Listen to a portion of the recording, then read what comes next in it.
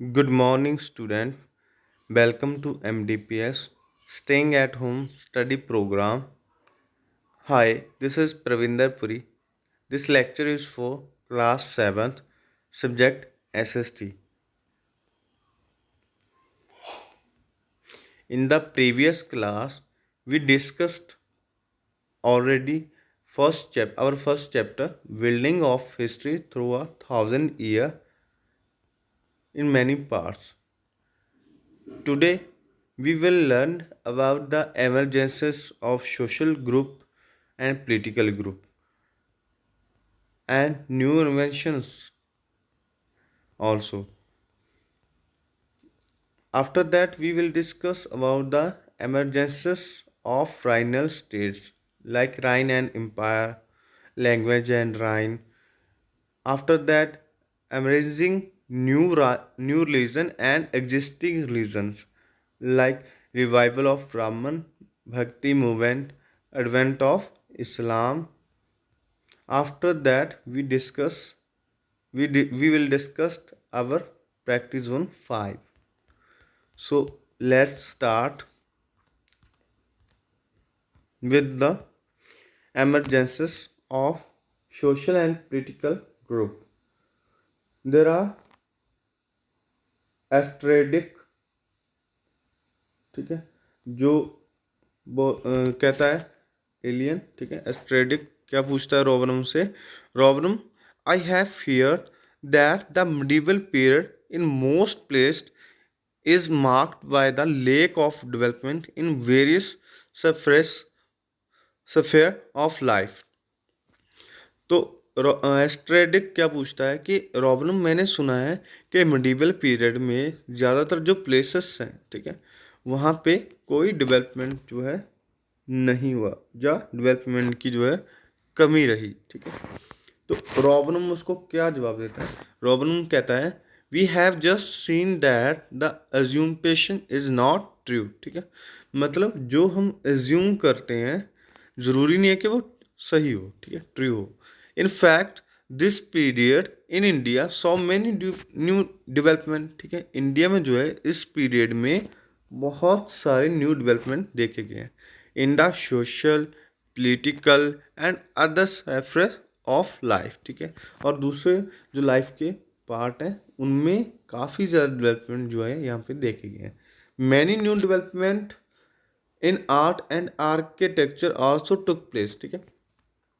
यहाँ पे जो है आर्किटेक्चर्स और आर्ट में जो है अलग अलग प्लेसेस पे, ठीक है, डेवलपमेंट हुए हैं जिनके बारे में हम अभी डिटेल में जो है पढ़ेंगे। लाइक न्यू इन्वेंशंस, ठीक है। इस टाइम पीरियड में जो जो न्यू इन्वेंशंस हुई हैं उसके बारे में हम अभी पढ़ेंगे। उनमें से पहला तो यही है, देखो, पर्शियन व्हील, ठीक है। ये क्या है? ये पर्शियन व्हील है, ठीक है। आप सब में से कई बच्चों ने जो है इसको देखा भी होगा शायद। During this period in India the Persian wheel, a wheel attach to well, ठीक है। अब देखो ये व्हील जो है ये किसके साथ अटैच्ड है? ये वेल के साथ अटैच्ड है। ये क्या है? ये एक वेल है, ठीक है, और वेल के साथ ये अटैच्ड है। And used for irrigation was introduce, ठीक है। इसको किस लिए इस्तेमाल किया जाता था? इरिगेशन के लिए, ठीक है। इरिगेशन मीन्स इसको पानी, खेतों में पानी देने के लिए जो है इस्तेमाल किया जाता था उस टाइम पे, ठीक है, फसलों को जो है पानी देने के लिए। The Mughal introduced a new weapon, तोप, ठीक है। जो मुगल्स थे जब वो इंडिया में आए थे, ठीक है, तब पहली बार जो है युद्ध में, वॉर में तोपों का इस्तेमाल किया गया था, ठीक है। किसके द्वारा इस्तेमाल किया गया था? बाबर के द्वारा, ठीक है। किसके द्वारा? बाबर, जो कि मुगलों का मोडी था, ठीक है। इंडिया में जो मुगलों की नींव रखी थी, ठीक है, जो मुगल वंश की, मुगल डायनेस्टी की स्थापना की थी, वो किसने की थी? वो बाबर ने की थी, ठीक है। In the battle of Panipat ही यूज तोप, ठीक है, first time, and a kind of firearm for the first time, ठीक है।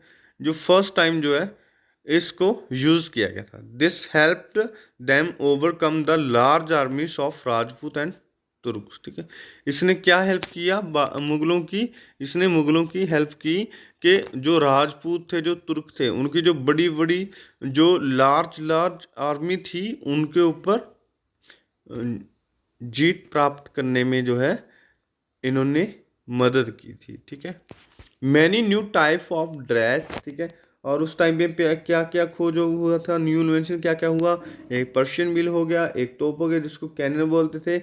उसके अलावा many new type of dress, food and beverages were introduced during this period. ठीक है, इस पीरियड के दौरान ये सारी न्यू इन्वेंशंस हुई। राइनर as well as specific cuisine developed.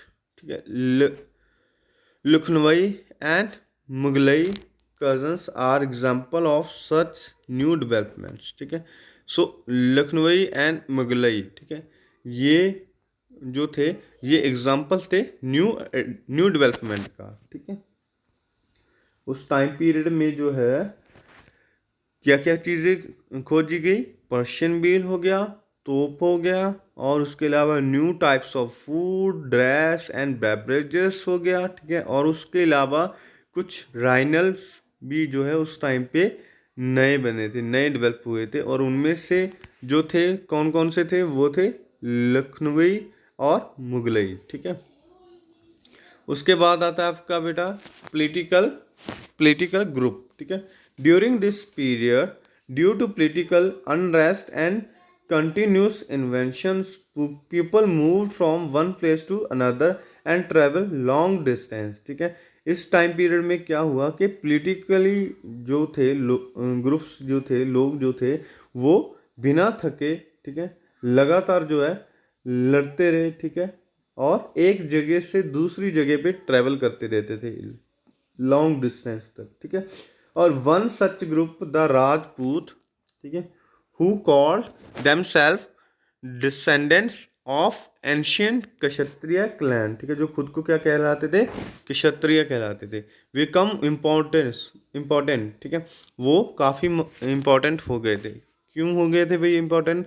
Between 18 and 14 century. ठीक है, 8 से लेके 14 सेंचुरी के बीच में जो है the Rajput who were the chieftains of smaller regions. ठीक है, वो क्या था, राजपूत जो थे इस टाइम पीरियड के दौरान छोटे छोटे जो राज्य थे उनके ऊपर राज करने लगे थे, और सर्व इन द आर्मी, और उन्होंने जो है आर्मी में भी सर्व किया। ठीक है, सर्विस दी अपनी।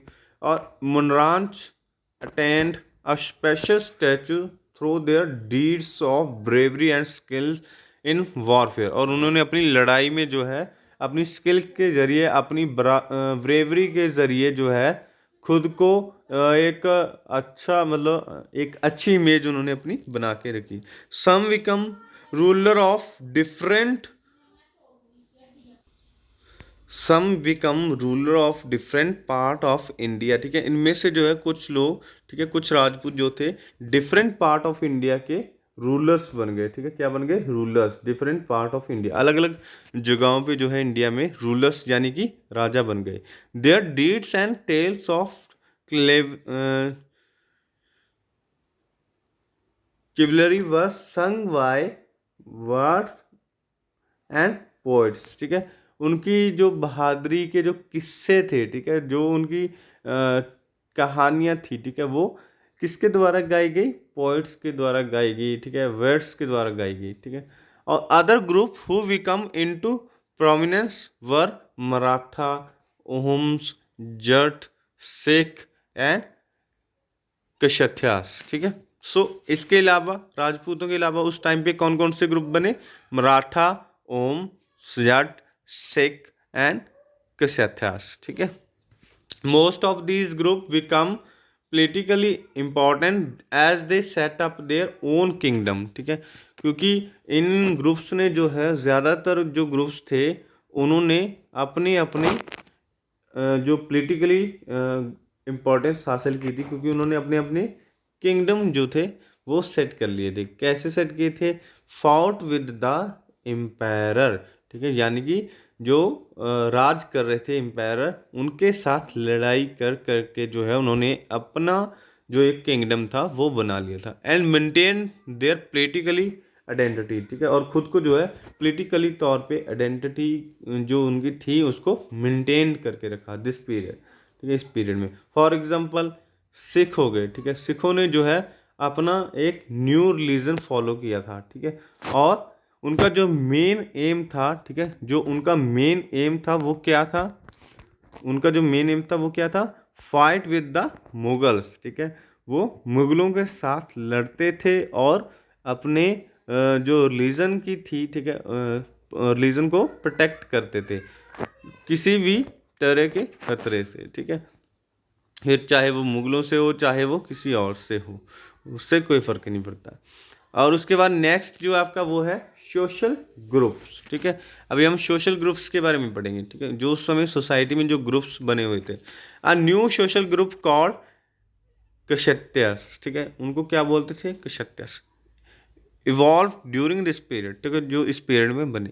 दे बिकम स्क्राइब एंड सेक्रेटरी, और उनको क्या बनाया गया, स्क्राइब एंड सेक्रेटरी। अब स्क्राइब क्या होता था, मैंने आपको बताया था, जो किंग्स अपॉइंट करते थे अपने कोर्ट्स में, ठीक है, उनको बोलते थे स्क्राइब। आगे जाके वही क्या बनने लगे, secretary in the court of king, ठीक है, empire and sultan with the introduction of new technology in irrigation and due to the clearing forest and for cultivation, ठीक है, मतलब उस टाइम में जो था न्यू टेक्नोलॉजी के ज़रिए, ठीक है, पहले जो था पर्शियन व्हील आया था, ठीक है, और उसके साथ जो है वो उन्होंने क्या करना शुरू किया, इरिगेशन शुरू किया, ठीक है, और इरिगेशन के बाद जो है उन्होंने क्या किया, जो फॉरेस्ट थे, ठीक है, उनको फसलों के लिए, ठीक है, क्रॉप्स को क्रॉप्स के लिए जो है क्लियर करवाना शुरू किया। इसकी वजह से क्या हुआ, मैनी फॉरेस्ट, ठीक है, ज़्यादातर जो जंगल थे वो develops and tribal community were displaced from there lands, ठीक है, क्योंकि जो ट्राइब्स होते थे, ठीक है, जो कबीले होते थे और जो कम्युनिटी फॉरेस्ट में रहती थी, ठीक है, अब फॉरेस्ट तो जो क्लियर करवाए जा रहे थे, ठीक है, किसके लिए, कल्टीवेशन के लिए, तो इसके लिए क्या हुआ कि वहाँ पे रहने वाले जो ट्राइब थे, ठीक है, वो वहाँ से डिस्प्लेस किए गए। Some of migrated to other place, ठीक है, उनमें से कुछ जो थे वो अलग प्लेस पे चले गए टू कप न्यू ऑक्यूपेशन, और उन्होंने जो है अपना नया ऑक्यूपेशन स्टार्ट किया। आ फ्यू रिमेन, ठीक है, कुछ उनमें से बच गए, उन्होंने क्या किया, विकम पेशेंट्स, ठीक है, these patients group become part of the complex social structure, ठीक है, ये क्या बन गए, सोशल स्ट्रक्चर का एक पार्ट बन गए, and were influenced by the other groups, और क्या हुआ, ये दूसरे ग्रुप्स से जो है इन्फ्लुएंस थे, ठीक है, यानी कि प्रभावित थे।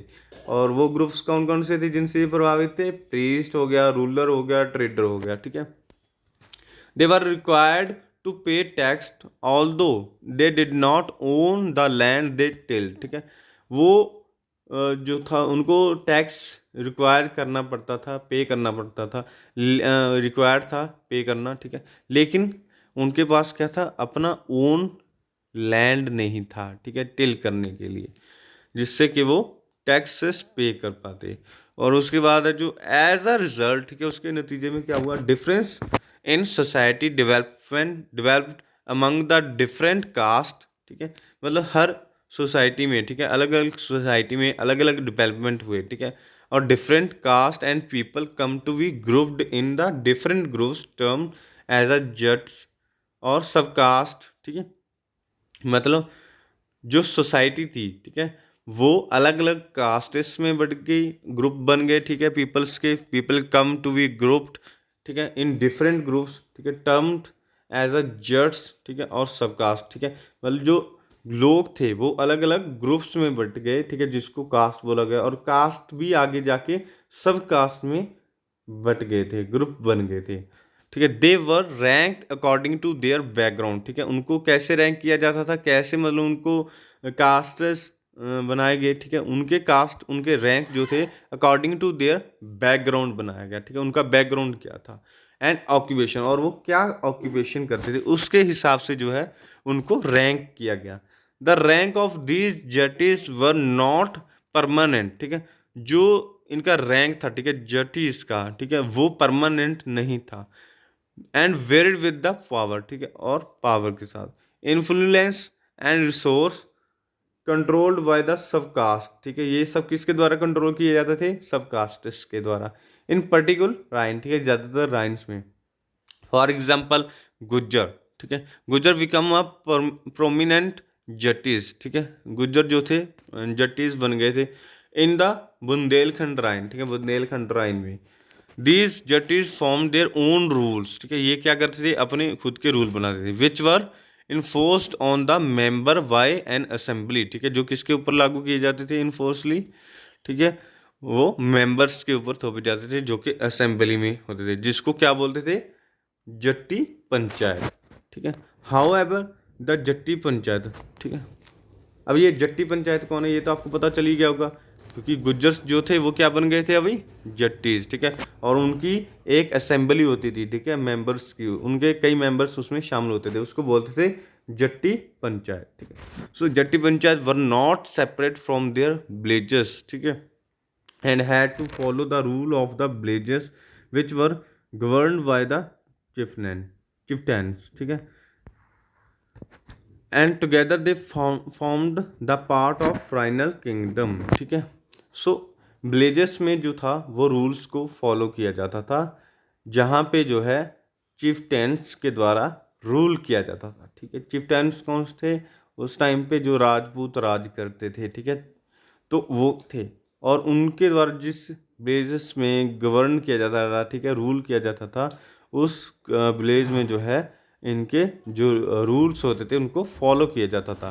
Together they form the part of regional kingdom, एक साथ मिलके जो है ये एक राइनल किंगडम बनाते थे, ठीक है। और उसके बाद जो है आपका प्रैक्टिस जोन 4, ठीक है, क्या है? Practice zone 4।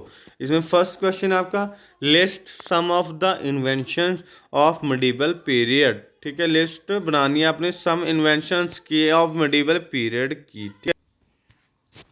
So practice zone 4 है, इसमें फर्स्ट क्वेश्चन है आपका, list some of the inventions of medieval period, ठीक है, मिडिवल पीरियड में जो जो इन्वेंशंस हुई हैं उनकी आपको एक लिस्ट बनानी है और उनके नाम आपको इस लिस्ट में लिखने हैं, ठीक है।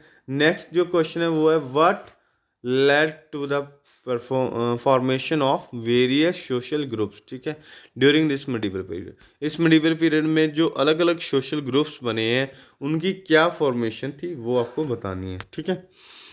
उसके बाद नेक्स्ट आता है आपका एमरजेंसीज ऑफ राइनल स्टेट, ठीक है। यहाँ पे फिर से जो एलियंस है वो सवाल करता है, क्वेश्चन करता है, how did this regional state develop, ठीक है, ये जो स्टेट होते थे कैसे बनते थे, कैसे डिवेल्प होते थे? Were they not a part of the medieval empires, ठीक है, क्या ये मिडिवल एम्पायर का कोई पार्ट नहीं थे?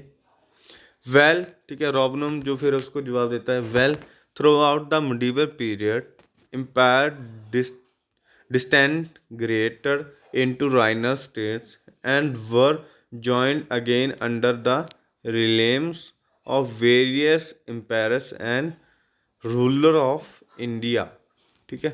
सो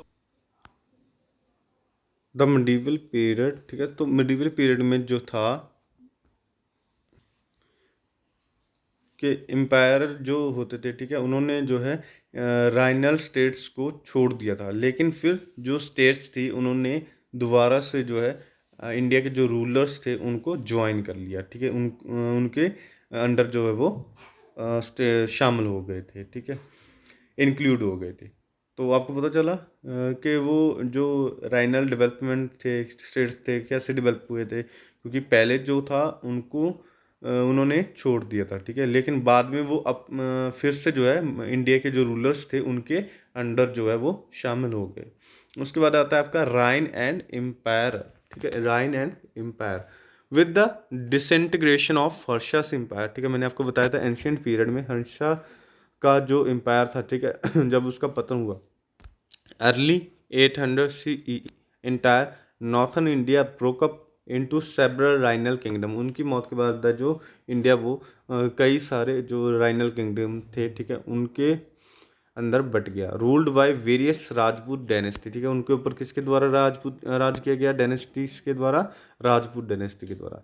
इन south India the Cholas took over the kingdom, ठीक है, साउथ इंडिया में क्या हुआ उस टाइम पे, चोलास जो थे वो किंगडम पे राज करने लगे थे। And the Pandyas and the Pallavas, ठीक है, पांड्या और पल्लवा भी दो डायनेस्टी थी जिन्होंने वहाँ पे राज किया, ठीक है। जैसे राजपूत थे वैसे ही चोलास थे और पांड्यास थे और पल्लवास थे।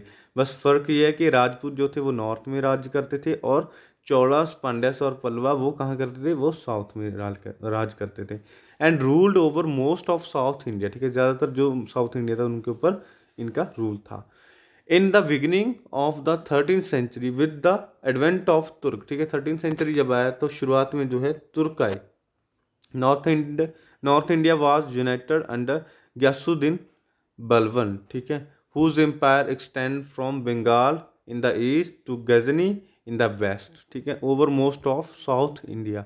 द मुगल एम्पायर, ठीक है, ग्यासुद्दीन के द्वारा जो है उस टाइम में जो उसने अपना एम्पायर बनाया था वो कहाँ से कहाँ तक एक्सटेंड था, ईस्ट में जो बंगाल है, ठीक है, और वेस्ट में जो है गजनी जो कि अफगानिस्तान में था उस टाइम पे, ठीक है, और साउथ इंडिया का लगभग सारा जो पार्ट था वो ग्यासुद्दीन बलबन के अधीन था, ठीक है। उसके बाद the Mughal empire that came later was the strongest and comprised the entire northern Indian state apart from a new of a few south Indian states, ठीक है। उसके बाद जो है मुगल आए तुर्कों के बाद, ठीक है, उन्होंने भी वो भी काफ़ी ज़्यादा स्ट्रांग थे, ठीक है, उन्होंने भी नॉर्थ इंडिया की काफ़ी सारे स्टेट्स को जो है अपने राइन का किंगडम का हिस्सा बनाया, ठीक है, और साउथ इंडिया के भी कई स्टेट्स को अपना हिस्सा बनाया। During the later part of the Mughal rule in the early 18th century, ठीक है, अगले जो पार्ट था, ठीक है, मिडीवल इंडिया का अर्ली पार्ट जो था उसमें 18th सेंचुरी में the chieftains of the Mughal empire become independent, ठीक है, उनके जो चिफ्टेन थे, ठीक है, वो इंडिपेंडेंट हो रहे थे, ठीक है। Once again regional states were formed and remained, ठीक है, दोबारा से जो फिर से एक बार जो है राइनल स्टेट जो थे वो फॉर्म में आ गए थे, ठीक है, उनको रिमेंड किया जाने लगा। So till the whole country come under the British rule in the middle of the 19th century, और उसके बाद जो है 19th सेंचुरी में, ठीक है, 19वीं सदी में जो मिडल में जो था, ठीक है, बीच में जाके जो है ब्रिटिश ने पूरे कंट्री को जो है अपने अंडर ले लिया था, अपने एम्पायर में शामिल कर लिया था, ठीक है जी। और उसके बाद जो आपका आता है वो है नेक्स्ट लैंग्वेज, ठीक है, यहाँ तक आपको समझ में आया। पहले जो था राजपूत आए, फिर तुर्क आए, फिर मुगल आए, ठीक है, फिर उसके बाद जो है 19th सेंचुरी में ब्रिटिश आ गए थे। अभी जो है हम लैंग्वेज और राइन के बारे में बात करने वाले हैं, ठीक है, किस किस राइन में कौन कौन सी लैंग्वेज थी। By the end of the 6th century many region of India had distinct regional identity and their own language, ठीक है, 6th सेंचुरी में जो है, एंड ऑफ 6th सेंचुरी में जो है ज़्यादातर जो राइन्स थे, ठीक है, इंडिया के, वो अपने अपने आइडेंटिटी राइनल्स के साथ, ठीक है, और उनकी अपनी एक लैंग्वेज थी, अपना एक कल्चर होता था, ठीक है। These regions were associated with the specific ruling dynasties, ठीक है, इनके ऊपर जो है स्पेशल जो डायनेस्टीज थी उनका रूल होता था। That help in the developing the regional culture, ठीक है, जो उन्हें हेल्प करते थे कल्चर को डेवलप करने के लिए। And gave them a strong identity, ठीक है, और उनको एक जो अच्छी जो मतलब तगड़ी जो स्ट्रॉन्ग जो थी आइडेंटिटी देते थे।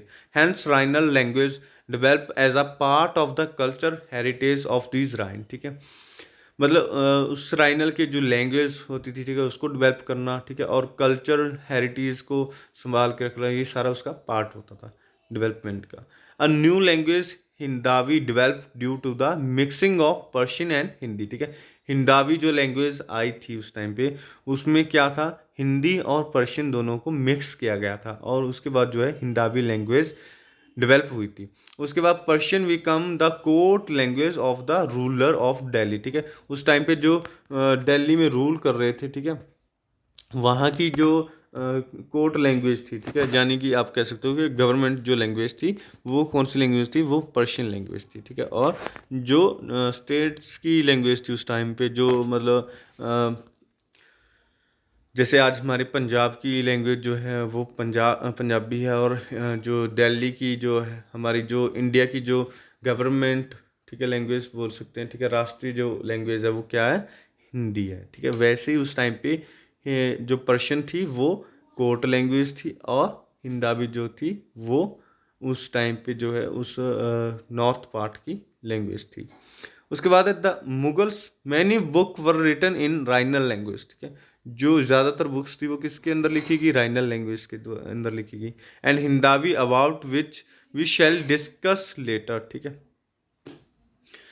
ठीक है, हिंदावी के बारे में जो है हम आगे डिस्कस करेंगे।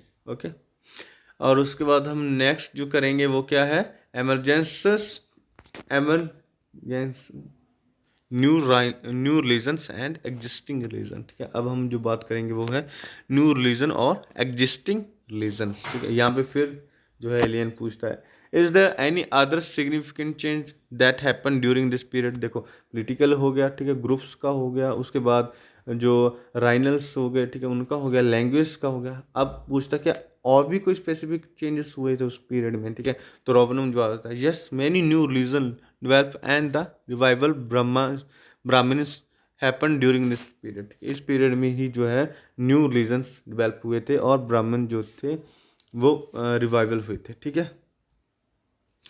सो रिवाइवल ऑफ ब्राह्मणिज्म, ठीक है। Important change occurred in Hindu religion, ठीक है। हिंदू रिलीजन में ये सबसे इम्पोर्टेंट चेंज था, including worship of new deities, construction of temples, and increase in the importance of Brahmins as the dominant group in the society, ठीक है।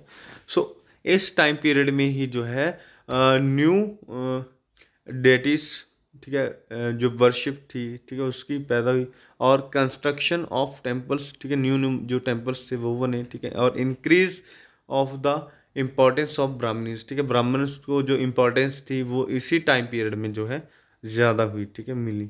और their knowledge of Sanskrit and classical text earn them respect and they consolidate their position, ठीक है। क्योंकि उस time में जो था ब्राह्मण ही थे जो संस्कृत को पढ़ सकते थे, ठीक है। सो वो संस्कृत में जो भी लिखा होता था उसका प्रचार कौन करते थे, ब्राह्मण करते थे, जिसकी वजह से उस टाइम पे सोसाइटी में जो है ब्राह्मण्स को एक अलग रिस्पेक्ट मिलती थी, ठीक है। और उन्होंने जो है अपनी पोजीशन को क्या कर लिया था, कंसोलिडेट कर लिया था, यानी कि मजबूत कर लिया था। And with their support of new groups of rulers, ठीक है, किसकी मदद से, जो न्यू ग्रुप्स रूलर्स बने थे उनकी मदद से, द राजपूत, ठीक है, उस टाइम पे जो थे। एंड साउथ में कौन था, जो हिंदू किंग्स होते थे, ठीक है, साउथ में। The trend was also followed by the decline of Buddhism, ठीक है, उस टाइम पे जो है बुद्धिज्म फाइनल था, ठीक है। और डिस्ट्रक्शन ऑफ बिहार, ठीक है, विच resulted in the limiting of the culture influence of Buddhism, ठीक है।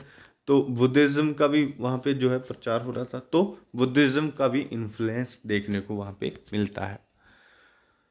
सो इसमें हमने क्या चीज़ें देखी कि जो ब्राह्मण थे, ठीक है, वो इसी पीरियड में जो है उनको इम्पोर्टेंस मिलना शुरू हुआ था, ठीक है। और इस पीरियड में जो है उन्होंने रूलर्स की हेल्प के साथ जो है अपनी पोजीशन को कंसोलिडेट किया था, ठीक है।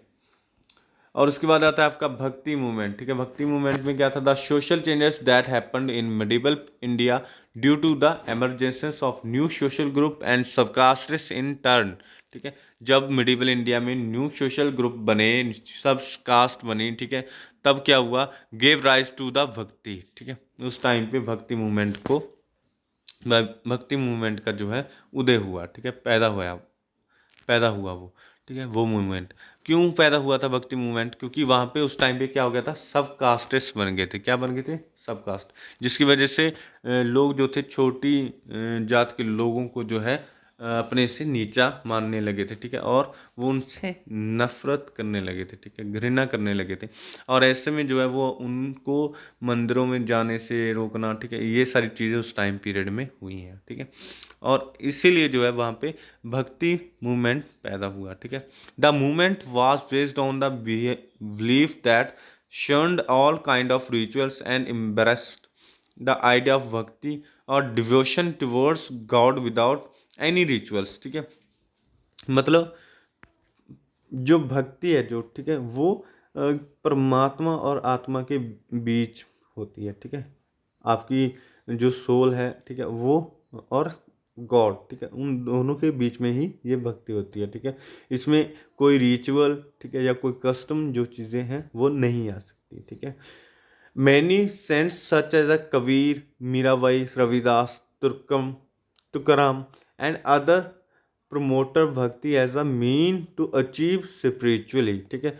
इन्होंने भक्ति को कैसे प्रमोट किया? इन्होंने प्रमोट किया as a mean to achieve spiritually, ठीक है, मतलब परमात्मा को पा लेना ही भक्ति है, ठीक है। तो ऐसे उन्होंने जो है उसको प्रमोट किया था। उसके बाद नेक्स्ट आता है आपका एडवेंट ऑफ इस्लाम, ठीक है, इस्लाम का जो उदय होना, ठीक है। वो इस्लाम में क्या क्या चीज़ें थी वो देख लो। Traders and immigration immigrants first brought Islam to India, ठीक है। ट्रेडर्स के जरिए जो है इंडिया में ही इस्लाम आया था। Followers of Islam that is Muslim, ठीक है, जो कि मुस्लिम होते थे। इस्लाम के फॉलोअर्स को क्या बोलते थे? मुस्लिम। बिलीव इन वन गॉड, ठीक है, वो एक गॉड में विश्वास करते थे। Believe that the word of God, ठीक है, कि वो क्या बिलीव करते थे कि जो परमात्मा ने शब्द कहे हैं वो किस में लिखे हैं? कुरान में, ठीक है। And their word holy book, ठीक है, जो उसकी उनकी होली बुक थी, ठीक है, धार्मिक किताब जिसको बोलते हैं, वो क्या थी? कुरान। एंड लाइक हिंदुइज्म, ठीक है, जैसे Hinduism, Islam is also interpreted in various ways, ठीक है। There's there are many sect such as Sunnis and Shias, ठीक है। आगे जो है इस्लाम भी जो है वो दो सेक्ट्स में बटा हुआ था, ठीक है, दो सेक्ट में बटा हुआ था। कौन कौन सी? वो सुन्नी और शिया, ठीक है। द सुन्नीस फॉलो द सुनास, ठीक है, सुन्नीस किसको फॉलो करते थे? सुनास को। और ट्रेडिशन ऑफ प्रॉफिट मोहम्मद, ठीक है, वो मोहम्मद में विश्वास करते थे। हैंस द नेम ऑफ सुन्नीस, ठीक है, इसलिए उनका नाम क्या था? सुन्नी पड़ा था, ठीक है। The Shia sect believe that Ali the son in law prophet Mohammed, ठीक है। अब सिया क्या बिलीव करते थे? कि सिया जो थे वो बिलीव करते थे कि अली जो कि सन इन लॉ है किसका? मोहम्मद का, ठीक है, प्रॉफिट मोहम्मद का, वो उसको लेजिटिमेट मानते थे, लीडर मानते थे मुस्लिम कम्युनिटी का, ठीक है। फ़र्क क्या था कि सुन्नी जो थे वो मोहम्मद को लीजेंड मानते थे और शिया जो थे वो अली जो कि सन इन लॉ था मोहम्मद का, उसको लीडर मानते थे मुस्लिम कम्युनिटी का, ठीक है। तो समझ में आया आपको बेटा? मुस्लिम जो थे इस्लाम के फॉलोअर्स थे और वो एक गॉड में विश्वास करते थे और वो विश्वास करते थे कि गॉड के कहे हुए शब्द जो हैं कुरान में लिखे गए हैं, जो कि उनकी होली बुक थी। आगे ये टू पार्ट में, टू सेक्ट में बटा हुआ था, सुन्नी और शिया। सुन्नी जो थे वो मोहम्मद में, पैगंबर मोहम्मद में विश्वास करते थे और शिया जो थे वो अली जो कि मोहम्मद के सन इन लॉ थे उनमें विश्वास करते थे, ठीक है। उसके बाद नेक्स्ट आता है आपका a new form of Sufism, ठीक है। उसके बाद एक और फॉर्म पैदा हुआ, वो था सूफीज़म, डेवलप इन इंडिया, ठीक है, इंडिया में जाके ये डेवलप हुआ था। Was an amalgamation of the spirit of Sufism, ठीक है, which considered God as the uniting force for all being, ठीक है। The word doctrine of Hinduism and Buddhism. Sufism was able to attract many Hindu and Islam as it did not believe in social class and treated every human being as a equal, ठीक है। Sufism जो था वो सबको equal मानता था, ठीक है, कोई भी उसकी नज़र में जो था छोटा या बड़ा नहीं था, छोटी जात का या बड़ी जात का नहीं था, वो सबको एक जैसे ट्रीट करते थे, ठीक है। इस वजह से वो हिंदुइज्म और बुद्धिज़्म के मुकाबले ज़्यादा कामयाब रहा, ठीक है, ज़्यादा एबल रहा किस चीज़ के लिए? हिंदू और इस्लाम के लोगों को, ठीक है, इस्लाम में शामिल करने में, ठीक है, क्योंकि वो इतना मतलब इक्वली ट्रीट करते थे लोगों को, इतना प्यार से ट्रीट करते थे कि कई हिंदू जो थे वो अपना धर्म चेंज करके जो है इस्लाम को अपना लेते हैं अट्रैक्ट होके, ठीक है। सूफीज़म से इतना ज़्यादा अट्रैक्ट होते थे लोग। सो उसके बाद नेक्स्ट आता है आपका फिर से वही एलियंस की बात, रोबनम। So if we trace the changes and development the happened in India, ठीक है, अगर हम ट्रेस कर पाते हैं उन चेंजेस को, ठीक है, जो कि इंडिया में हैपेंड हुए, ठीक है, during the last 1000 year, the changes are so numerous that we have to revise our original view of medieval age being the age of non development, ठीक है। तो हम जो है अपने रिव्यू को चेंज कर पाते हैं, ठीक है, कि जो ये रिव्यू है ना हमारा, कि मिडिवल पीरियड में जो है कोई भी डेवलपमेंट नहीं हुआ, तो ये गलत है, क्योंकि मिडिवल पीरियड में भी बहुत सारे डेवलपमेंट हुए हैं, बहुत सारे चेंजेस हुए हैं। फिर दूसरा एलियन जो पूछता है, वेल आई एम रियली इंट्री हाँ intrigued by the history of this period, ठीक है, and though we have only got a glimpse of it. उसके बाद ड्रेलिडेक बोलता है, let us put our spaceship, ठीक है। सो अब जो है उनको इस चीज़ के, इस पीरियड के बारे में की जो हिस्ट्री होती है उसके बारे में पता चल जाता है। तो अब जो है वो अपनी स्पेसशिप में वापस जाते हैं और ट्रैवल करते हैं, और नेक्स्ट जो उनका पीरियड होता है उसके लिए वो इन्फॉर्मेशन लेने के लिए आगे नेक्स्ट डेस्टिनेशन की तरफ चले जाते हैं, ठीक है जी। उसके बाद आपका आता है प्रैक्टिस जोन 5, जो कि हमारा होमवर्क भी है बेटा, ठीक है। प्रैक्टिस जोन और 4 और 5, ठीक है। इसमें आपको क्या बताना है? फर्स्ट क्वेश्चन है, what important changes occurred in Hindu religion during medieval period, ठीक है। हिंदू रिलीजन में क्या क्या चेंजेस आई थी मिडिवल पीरियड में, वो आपको बताना है। What led to the emergence of bhakti movement during the medieval period, ठीक है।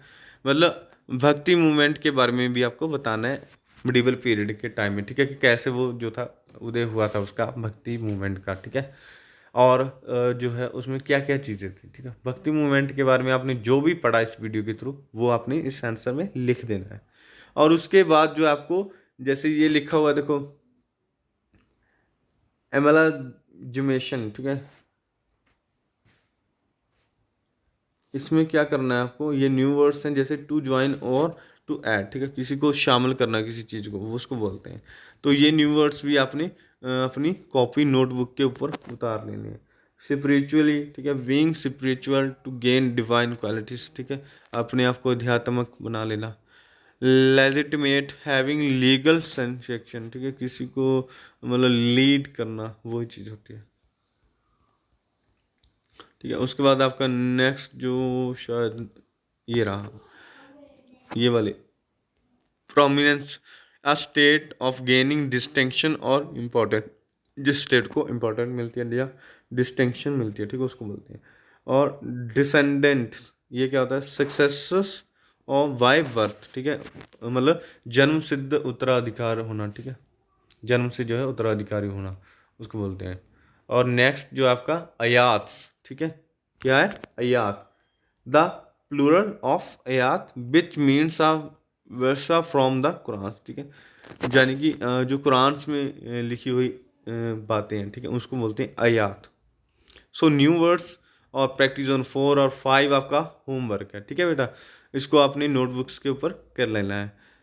Okay, so this lecture is over now, bye bye, stay safe, stay home.